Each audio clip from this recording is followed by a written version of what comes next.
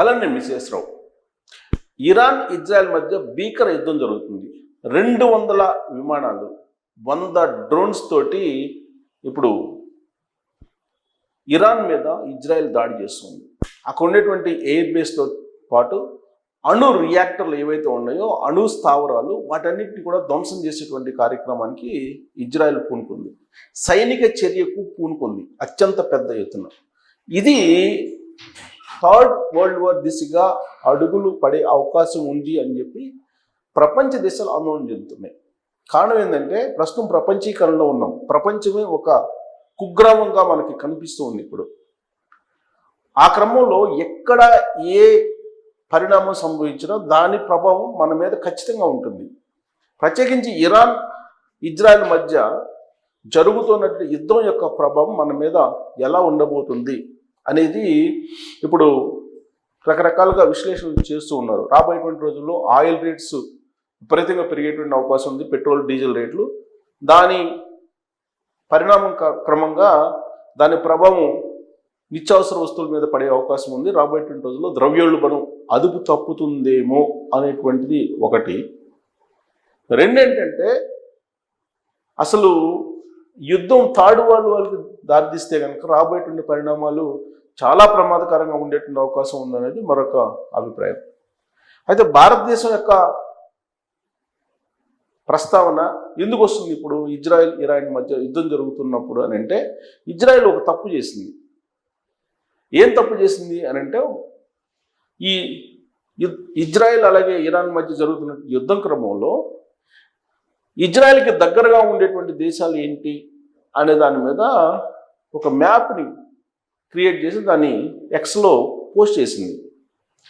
దాంట్లో అన్ని ప్రాంతాలని, ఆ దగ్గర ఉండే ప్రాంతాలన్నింటినీ గుర్తించి భారతదేశాన్ని కూడా గుర్తించి, అలాగే పాకిస్తాన్ని కూడా గుర్తించి, పాకిస్తాన్ భారతదేశం వాటన్నింటిని కూడా గుర్తించి జమ్మూ కాశ్మీర్ని పాకిస్తాన్లో కలిపేసి ఆ మ్యాప్ని పోస్ట్ చేయడం జరిగింది. దీంతో భారతదేశానికి అవమానం జరిగింది. భారతదేశంలో భాగం జమ్మూ కాశ్మీర్ అని చెప్పి ఒకవైపు చెప్తూ ఉంటే, ఇదే సమయంలో ఇజ్రాయెల్ ఈ విధమైనటువంటి మ్యాప్ని ఎందుకు డిస్ప్లే చేసింది ఎక్స్ ఖాతాలో అనే దాని మీద ఇజ్రాయెల్ని టార్గెట్గా చేసుకొని భారతీయ నెట్జన్లు, భారత ఆర్మీ ఇప్పుడు ఒక రకంగా సోషల్ మీడియా వేదికగా చేసుకొని పెద్ద ఎత్తున ట్రోల్ చేయడం జరిగింది. అది ఏంటంటే, ఇది మ్యాప్, వాళ్ళు విడుదల చేసినటువంటి మ్యాప్, ఇజ్రాయెల్ విడుదల చేసినటువంటి map, range of Iranian missiles.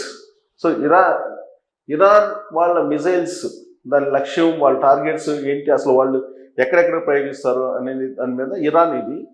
ఈ ఇరాన్కి సంబంధించి చూడండి, ఆఫ్ఘనిస్తాన్ ఎన్ని కిలోమీటర్ల దూరం ఉంది, పాకిస్తాన్ ఎన్ని కిలోమీటర్ల దూరం ఉంది, ఇండియా ఎన్ని కిలోమీటర్ల దూరం ఉంది అనేటువంటి ఈ మ్యాప్లో ఇక్కడ చూడండి, ఇండియా మ్యాప్ ఇది. ఈ మ్యాప్లో జమ్మూ కాశ్మీర్ని పాకిస్తాన్లో కలిపేసింది, తీసుకెళ్ళి ఈ భాగాన్ని పాకిస్తాన్లో కలిపేసింది. సో దాంతో ఇండియన్స్కి బాగా కోపం వచ్చింది.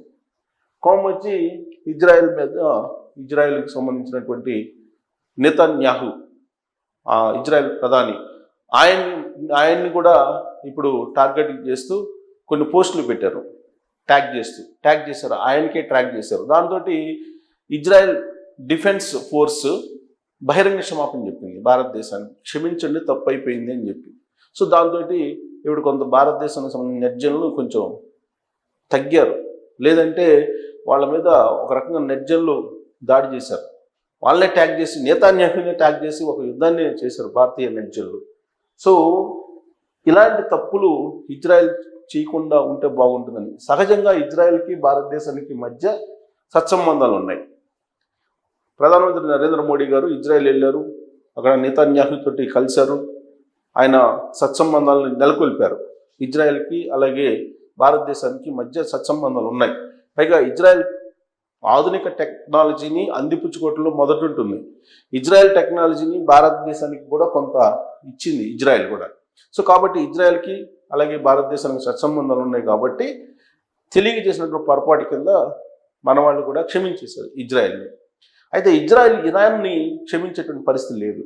కారణం ఏంటంటే, ఆ రెండు దేశాల మధ్య ఆర్థిక పరంగా, రాజకీయ పరంగా, అలాగే దౌత్యపరంగా సామాజిక పరంగా అనేక రకాలుగా ఈ రెండు దేశాల మధ్య విభేదాలు ఉన్నాయి. ప్రత్యేకించి 1979 నుంచి ఈ రెండు దేశాల మధ్య బాగా గ్యాప్ పెరిగింది. కారణం ఏంటంటే ఇస్లామిక్ విప్లవం వచ్చేసింది అక్కడ. ఈ ఇస్లామిక్ విప్లవం రావడంతో ఇస్లాం వాదం పెరిగిపోయింది. ఇరాన్ ఏం చేసింది, కొన్ని ఉగ్రవాద సంస్థలను ప్రోత్సహించి ఇజ్రాయెల్ మీదకి పంపించింది. దాంతో ఇరాన్ని ఒక శత్రు దేశం కింద చూస్తుంది. ఇరాన్ ఏం చెప్తోంది, ఇజ్రాయెల్ని అక్కడ ఉండే జియోనిజంకి ఒక మోడల్గా చూపిస్తుంది. ఇజ్రాయెల్ని అక్కడ జియోనిజం అనేది ఉంది అని. ఏంటి జియోనిజం అంటే బైబిల్ సిద్ధాంతం నడుస్తుంది అనేది. ఇక్కడేమో ఇరాన్ విప్లవం వచ్చింది. దాంతో ఆ రెండు దేశాల మధ్య సుదీర్ఘ కాలంగా యూదులు ఇస్లాం మధ్య జరుగుతున్నటువంటి ఒక సంఘర్షణ, అది యుద్ధ రూపంలో అనేక సందర్భాల్లో బయటపడింది ఆ రెండు దేశాల మధ్య. ఇప్పుడు పాలస్తీనియన్లకి వాళ్ళకి మద్దతు ఇస్తూ ఉంది ఇరాన్, ఎందుకంటే ఇస్లామిక్ కంట్రీస్ కాబట్టి. ఇస్లామిక్ కంట్రీకి సంబంధించినటువంటి మద్దతు అన్నింటిని కూడా కూడగట్టుకుంటుంది ఇరాన్.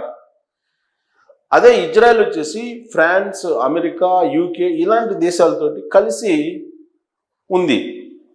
మరి ఈ యుద్ధంలో అమెరికా సహాయం చేస్తుందనంటే ప్రత్యక్షంగా చేయట్లేదు కానీ పరోక్షంగా చేస్తూ ఉంది.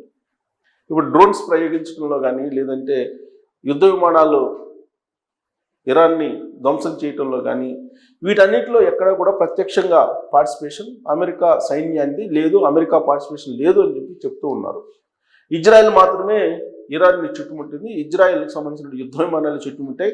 కొన్ని వందల డ్రోన్స్ దాడి చేశాయి.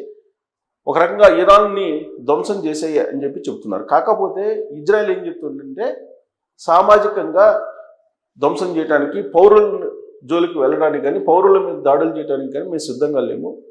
కేవలం ఇరాన్లో జరుగుతున్నటువంటి అణు ప్రయత్నాలు ఏవైతే ఉన్నాయో, అణుబాంబులు తయారు చేసేటువంటి ప్రయత్నాలు ఏవైతే ఉన్నాయో వాటిని శాశ్వతంగా ఆపేటువంటి ప్రయత్నం మాత్రమే చేస్తున్నాము. లేదంటే అక్కడ శాంతియుత వాతావరణం ఉండదు.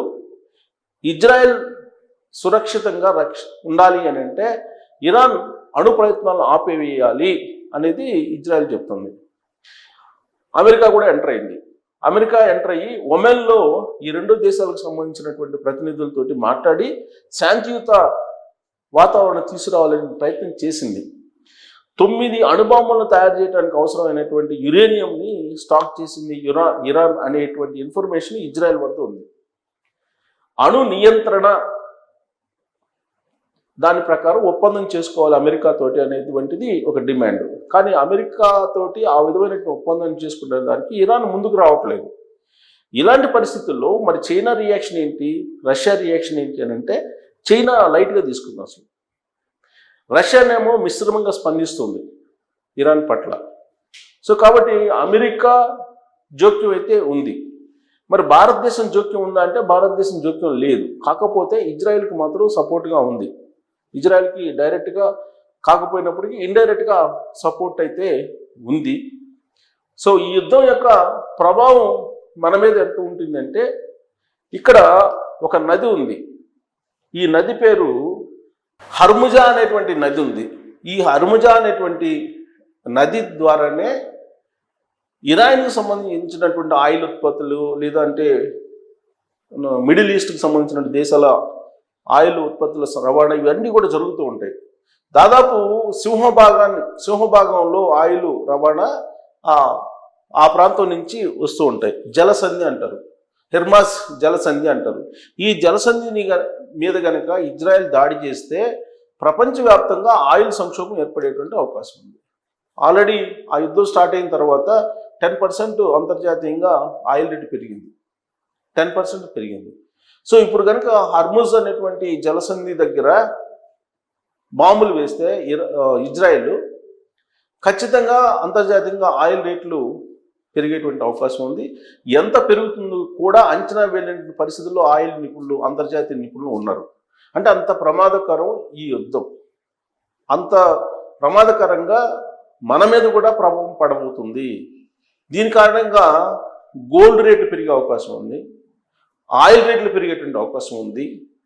ద్రవ్యోల్బణం పెరిగేటువంటి అవకాశం ఉంది, థర్డ్ వరల్డ్ వార్కి దారితీసేటువంటి ప్రమాదం కూడా ఉంది అని చెప్పి ప్రస్తుతం ఇజ్రాయెల్ ఇరాన్ మధ్య జరుగుతున్నటువంటి యుద్ధాన్ని చాలామంది విశ్లేషిస్తున్నటువంటి క్రమంలో సో ఈ హర్మజ్ అనేటువంటి జలసంధి మీద కనుక ఇరాన్ బాంబు దాడి చేస్తే రాబోయేటువంటి పరిణామాలు ప్రపంచవ్యాప్తంగా అన్ని దేశాల మీద పడేటువంటి అవకాశం ఉంది.